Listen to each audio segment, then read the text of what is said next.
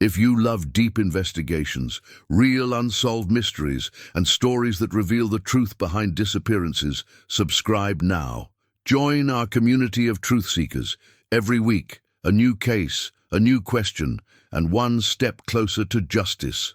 Subscribe and don't miss what's next. She was 25, a painter, a dancer, a free spirit who saw beauty in every storm. But on a humid Florida afternoon, Tiffany Daniels clocked out of work, waved goodbye to her co-workers, and was never seen again. Her car would later be found abandoned on Pensacola beach, keys in the ignition, shoes in the floorboard, her bicycle in the back. No struggle, no witnesses, only questions, and the endless ocean beyond the bridge. This is not just a missing person story. This is the disappearance of Tiffany Daniels, the painter who vanished into the waves, August 12th, 2013. It was one of those late summer Mondays in Pensacola, Florida, when the air feels thick enough to drink. A sky painted in hazy gray, the Gulf shimmering just beyond the horizon. To most people, it was just another day. To Tiffany Daniels, it was the beginning of something no one would ever understand. At 25, Tiffany was the kind of woman who filled every space she entered, barefoot, paint-stained, laughing about nothing. A theater technician at Pensacola State College, she lived for movement and color, painting beach sunsets on old canvas, biking across the bay, dancing barefoot in her kitchen when no one was watching. Friends called her sunlight with a pulse. That morning, Tiffany rode her bike to work as usual. She seemed calm, maybe a little distant. Her co-workers later remembered she'd mentioned taking a few days off. No reason, no destination. Around 4:43 p.m. she clocked out. Her supervisor asked if everything was okay. She smiled, that soft, knowing smile, and said, "I'm fine, just need a little time." She got into her 1999 silver Toyota 4Runner and drove away.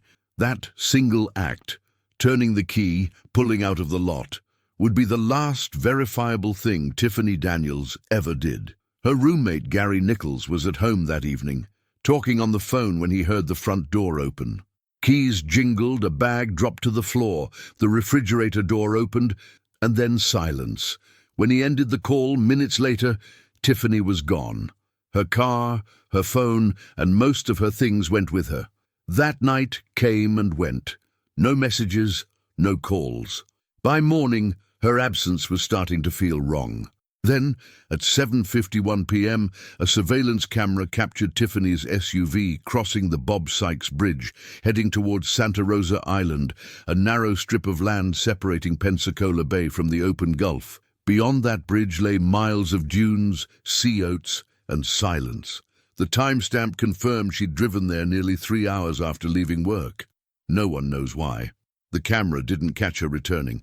When she didn't show up for work the next day, colleagues assumed she was still on her few days off. But by the 4th day, her family began to panic. Calls went unanswered.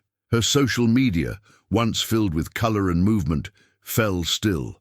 To her parents, this wasn't a woman running away. It was a daughter who had vanished into air. In retrospect, there were subtle cracks.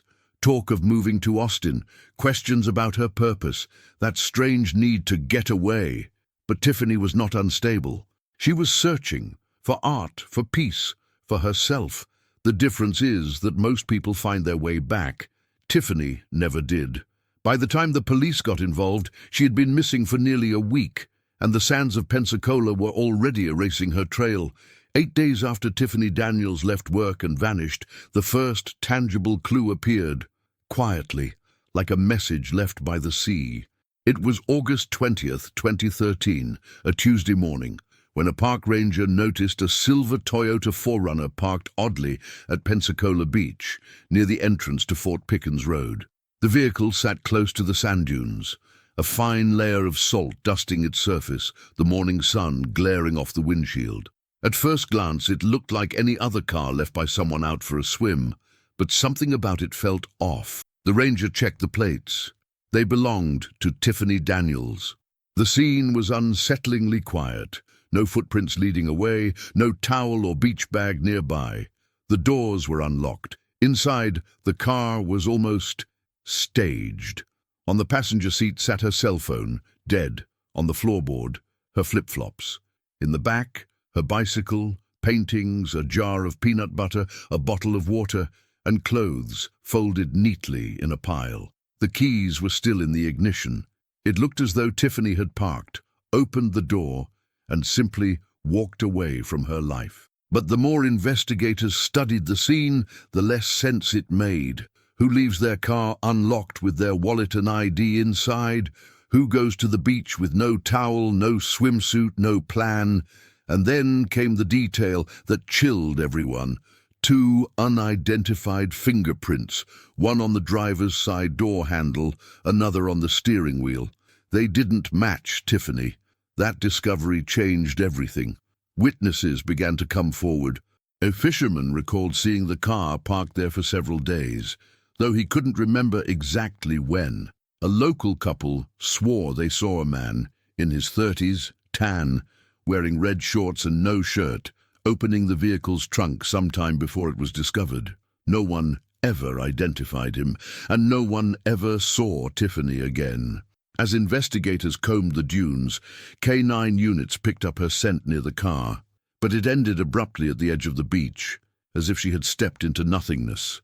Some believed she had walked into the water, overwhelmed by something unseen. Others were sure she had been abducted, perhaps lured by someone she trusted, maybe by that unidentified man.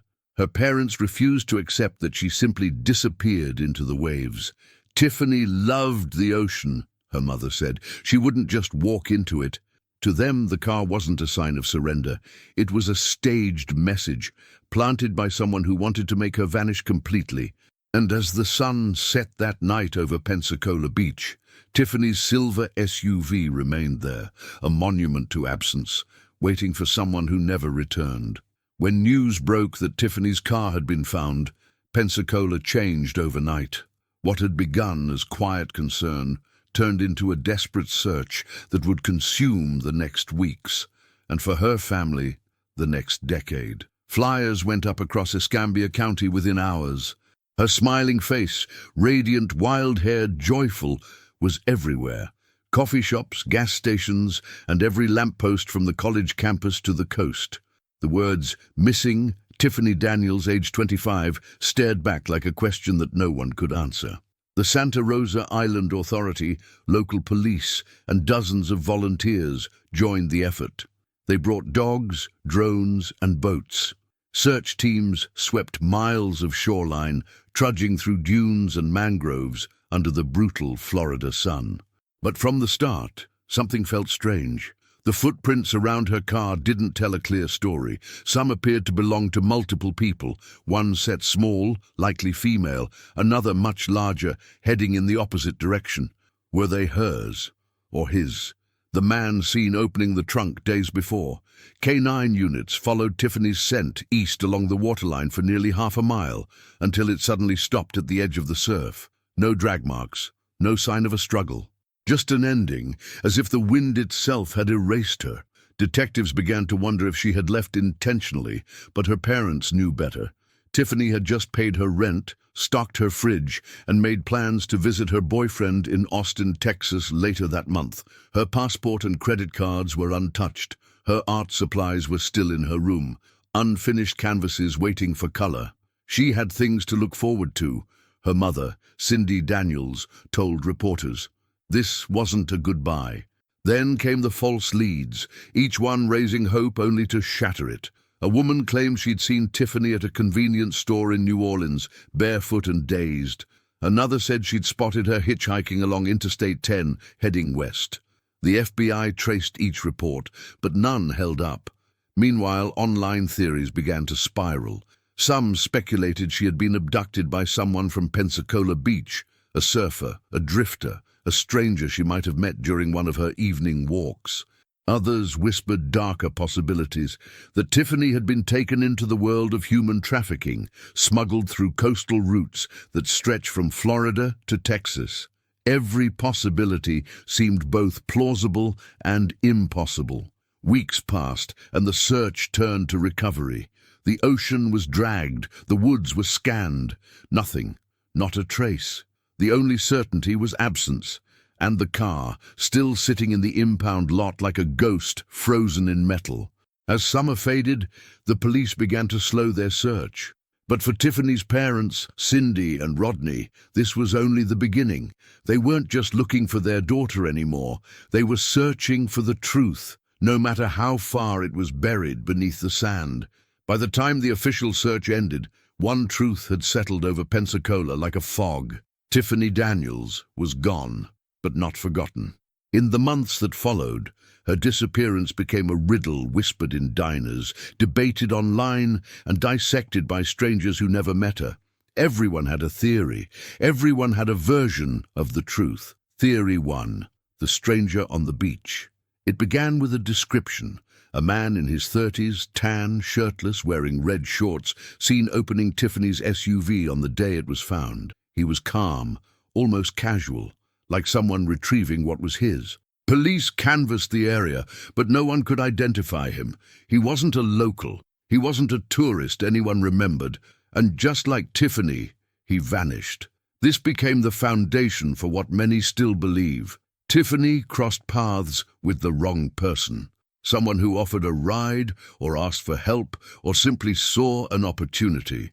A random encounter that ended in violence, quiet, efficient, and forever hidden by the waves. Theory 2. The escape that wasn't some believed Tiffany left on her own. She was a dreamer, restless, a wanderer of sorts. She'd been talking about moving to Austin, Texas, to reconnect with her boyfriend and restart her life. The problem? She never told anyone she was leaving that day. Her mother rejects the idea completely. Tiffany was spontaneous, yes, but she wasn't reckless. She loved adventure, not disappearing. If she had left to start over, why leave her phone, ID, and wallet behind? Why drive to the beach only to vanish without supplies? Even the idea of her walking into the Gulf made no sense. Tiffany adored the ocean, but she respected it too much to underestimate its danger. Theory 3. The trafficking route. Then came the most chilling theory of all: human trafficking. Pensacola sits on a network of highways used by traffickers to move victims between Florida, Alabama, and Texas. In 2014, a witness in Louisiana reported seeing a woman who resembled Tiffany at a truck stop, thin, pale, with blonde hair cut short. She looked frightened, the witness said, like she wanted to run. When shown Tiffany's picture, the woman insisted that was her. The lead was investigated but never verified. Still, for her family, it opened a horrifying possibility that Tiffany might still be alive, held somewhere beyond reach. Years later, her mother would say, "I'd rather believe she's alive and can't come home than think she's gone forever." There's still a chance. There has to be. Every theory, from stranger abduction to voluntary disappearance, collapses under its own contradictions.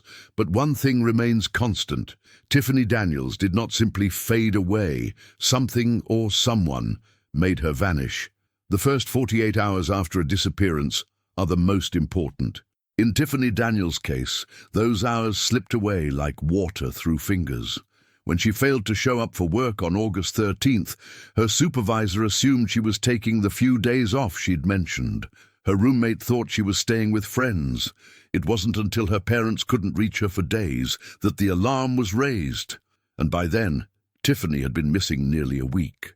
By the time investigators arrived at her small rental home near the Bob Sykes Bridge, there were no signs of forced entry, no struggle, nothing obviously wrong. Her art supplies were untouched. Her passport and credit cards were still in her room. It was as if she had stepped out for a walk and never returned. But for seasoned detectives, what was missing said more than what was left behind. The car, a puzzle of contradictions. Tiffany's 1999 silver Toyota 4Runner became the focal point of the investigation. When police examined it, they found her belongings inside, a mixture of everyday items and strange details that defied logic. Her wallet was there, but not her keys. Her shoes were on the floorboard, but her bike was loaded in the back. A jar of peanut butter, a bottle of water, and paintings were placed neatly beside it all, as if she had been preparing for a trip. But to where? Fingerprints on the door handle and steering wheel belonged to someone else. Investigators ran them through databases. No match. The prints remain unidentified to this day. A trail that vanished detectives traced Tiffany's route across the Pensacola Bay Bridge using surveillance footage. The timestamp, 7:51 p.m. 3 hours after she left work, placed her alone, heading toward the beach, but no cameras captured her return. They canvassed gas stations, stores, restaurants along the Gulf Breeze Parkway. Nothing. No sightings, no purchases, no calls. Even her cell phone offered no help. It had been powered off shortly after she left her home. The witnesses who saw nothing. The park ranger who found her SUV described it as looking deliberately parked, as if placed there by someone who wanted it to be found but not too soon. A couple who lived nearby swore they saw a shirtless man in red shorts near the car days earlier. He opened the trunk, looked around, and walked away. Police took the description seriously, but the man was never identified. The silence of time. Weeks became months. Search efforts dwindled, and soon Tiffany's case slipped into the background of police files labeled cold. But her family refused to let her become a statistic. They began to gather their own evidence, retrace the investigation, and pressure local media to keep her name alive. Her father, Rodney Daniels, later said, "The problem wasn't that there were no leads. The problem was that no one followed them all the way." By the time the official search slowed to a trickle, the Daniels family had already decided if the system wasn't going to find Tiffany, they would. It began quietly, just a few flyers, a few phone calls, a few sleepless nights. But soon, the search for Tiffany Daniels became a full-scale mission driven by love, grief, and defiance. Her parents, Cindy and Rodney Daniels, refused to let her name fade from the headlines. They coordinated with volunteers, organized search parties, and spoke to every local reporter who would listen. Night after night, they walked along Pensacola Beach, flashlights sweeping over the dunes, calling her name into the darkness. Cindy remembers one night in particular, humid, moonless, the air heavy with salt. She stopped by the place where Tiffany's car had been found, stood still, and whispered, "If you're out there, give me a sign." The waves answered only with silence. Building a private investigation.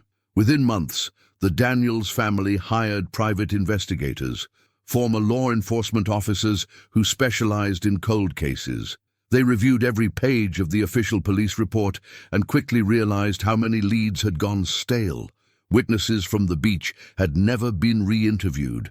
Security footage from nearby businesses had been erased before it could be collected. And perhaps most devastating, the two unidentified fingerprints from Tiffany's car had never been compared against new databases as technology improved. It was a pattern the family would later call the quiet negligence, not malicious, just indifferent.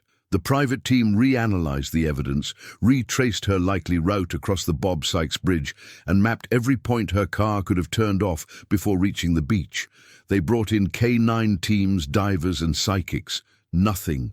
But amid the frustration came small flickers of hope. Sightings. One woman in Louisiana claimed to have seen a girl who looked like Tiffany at a truck stop, appearing frightened, accompanied by two men. Another lead came from New Orleans, where a waitress described a quiet blonde woman who seemed out of place, asking if she could borrow a phone before being led away by a man. Each lead reignited the Daniels' hope. Each one ended the same way, inconclusive. The toll of hope. Hope is supposed to be healing, but for the Daniels family, it became a wound that never closed. Cindy once said, "Every time the phone rings, you don't know whether to pray that it's her or that it isn't bad news." Rodney tried to stay strong for his wife, but the sleepless nights broke him too. The unknown is a cruel companion, one that never leaves your side. Yet even as years passed, Cindy refused to use the word dead. To her, Tiffany was missing, not gone. Because until someone proves otherwise, there's always a chance that her daughter might walk through the door, smiling, barefoot, paint on her hands. Nearly a year after Tiffany Daniels disappeared, the case had split into two camps: those who believed she had left on her own, and those who were certain someone had made her disappear. Neither side had proof. Both had pain.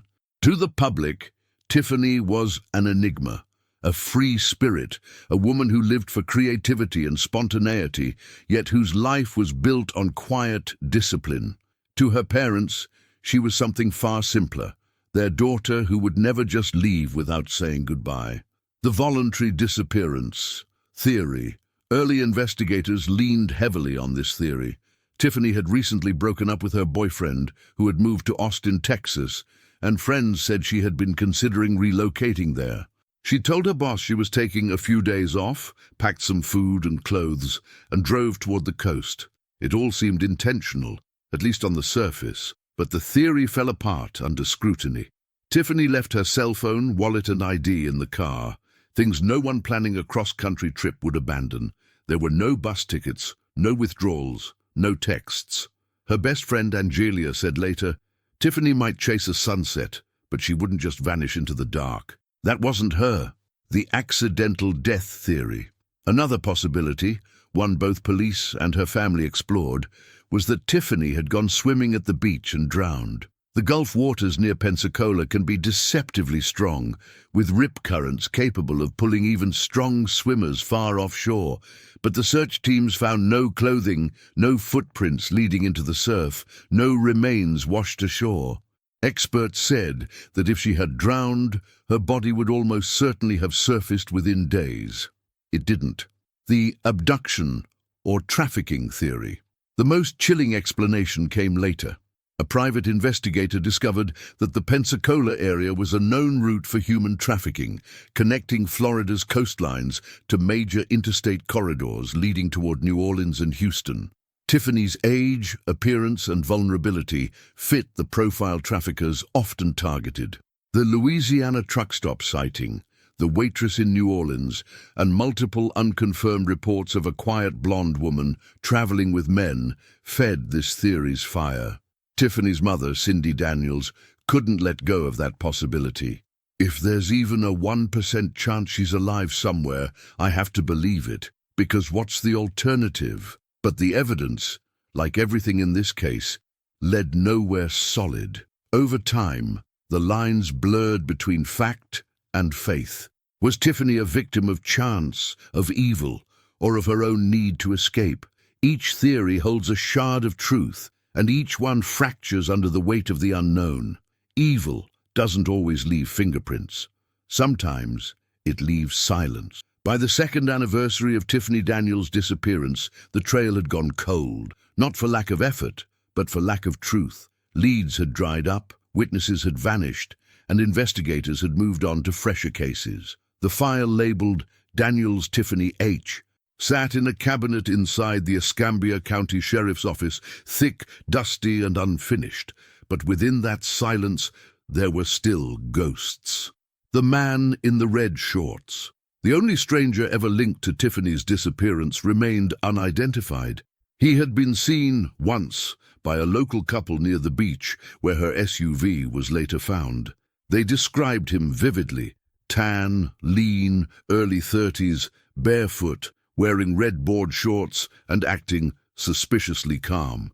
He opened the trunk of Tiffany's car, looked around, then closed it and walked away toward the dunes. Police took statements. Sketch artists drew his face. And then, nothing. No one ever came forward. No match was ever found in any database. The man, like Tiffany, had simply evaporated. The sightings that brought false hope. Every few months, a new tip would surface, a flicker of hope in the darkness. A woman in New Orleans said she saw Tiffany at a gas station, disoriented, as if she didn't know where she was. Another claimed to have spoken to a young woman from Florida at a truck stop in Louisiana, frightened and trying to call home. Each time, the Daniels family drove for hours, hearts pounding, to chase the possibility that their daughter was alive. Each time, the hope was crushed. No footage, No witness follow-up, just a quiet apology from detectives. We can't confirm it was her. The online theorists and the shadows they cast.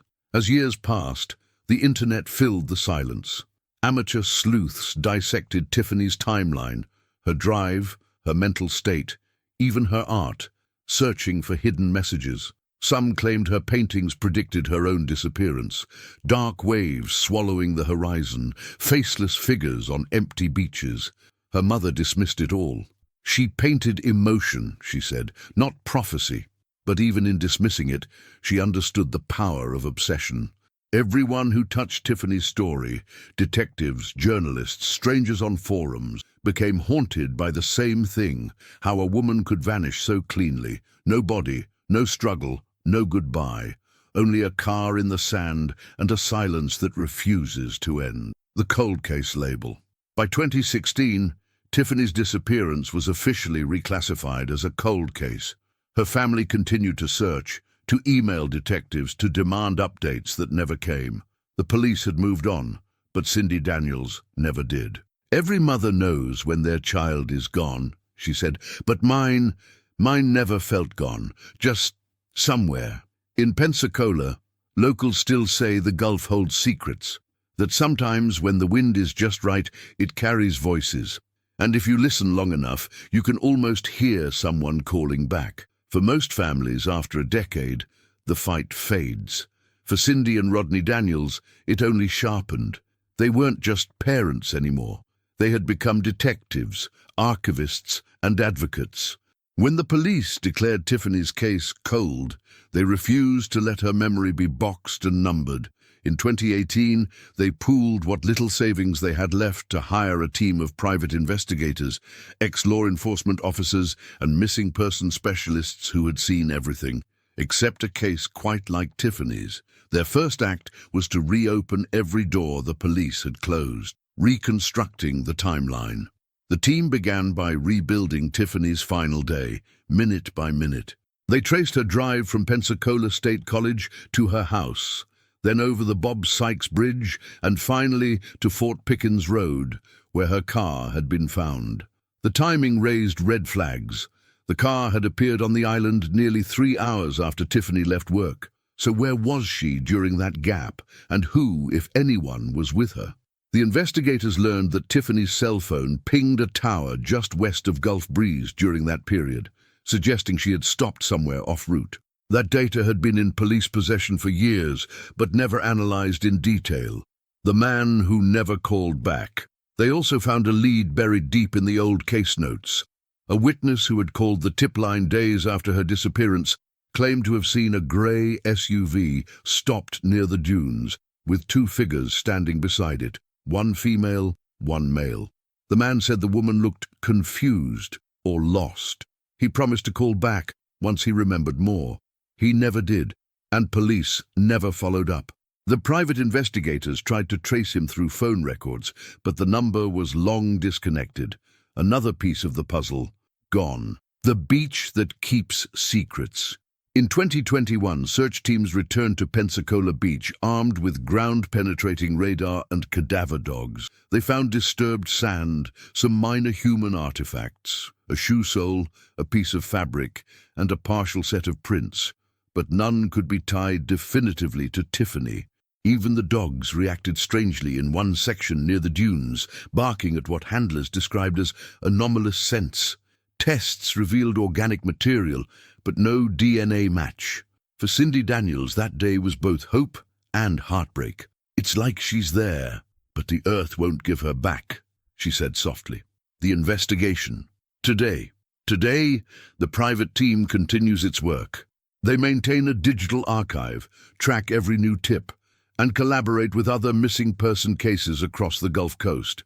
One investigator described it best. Tiffany's case isn't cold, it's just waiting. Somewhere between the bridge and the sea, her story still lingers, suspended in time, waiting for one small truth to surface. Time has a way of softening details. Faces fade, voices dim, and the lines between memory and imagination begin to blur. But in Pensacola, Tiffany Daniels is still very much alive, not in body, but in the space she left behind. Her artwork still hangs in the small studio where she painted bright blues, bleeding oranges, vast skies over restless waves. Every brushstroke feels prophetic now, as if she had been painting her own horizon, reaching toward a place just beyond sight. She painted the ocean the way she lived, her friend Angelia once said, wild, unpredictable, and impossible to hold. The artist and the unknown Tiffany's story became more than a mystery. It became a mirror, reflecting the fragility of life and the cruelty of silence. For her parents, Cindy and Rodney Daniels, the fight for answers became a way to honor her spirit. They started the Tiffany Project, a small foundation that supports missing person investigations across the Gulf Coast. Their motto, "Keep searching, someone always knows." Over the years, the Daniels family transformed their pain into movement, organizing art exhibits, awareness campaigns, and local vigils. Every August, on the anniversary of her disappearance, people gather at Pensacola Beach.